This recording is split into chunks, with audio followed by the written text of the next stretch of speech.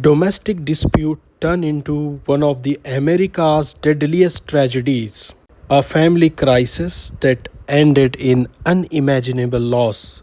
8 children were killed in a shooting in Shreveport, Louisiana. Police say this was not random, it began a domestic dispute early Sunday morning. Authorities say the suspect was the father of most victims. Two women are also shot and critically injured, police confirmed. What makes this even more devastating, this all unfolded across multiple homes. Investigators say there was no manifesto, no public motive, but there were warning signs. Family member told reporters he had been struggling mentally. He is a veteran and the couple was going through a separation. They were expected in court just one day later. Police say the suspect later fled the scene. After a carjacking and chase, he was killed in a confrontation with officers.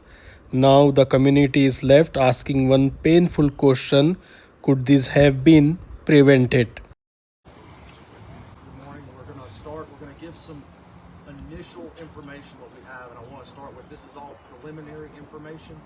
This is a very large scene with 4 specific locations that we are currently addressing events from early this morning. This morning, officers responded to a shooting that occurred just after 6 a.m. In doing so, we've determined that this was a domestic call in nature.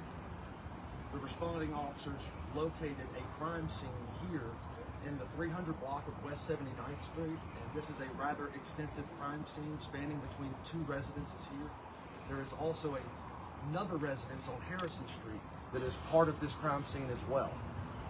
Right now we have at least 10 individuals that were struck by gunfire last night in a domestic disturbance. 8 of these individuals are deceased. The ranges of the decedents are from 1 year of age to approximately 14 years of age. All of the deceased in this case are juveniles.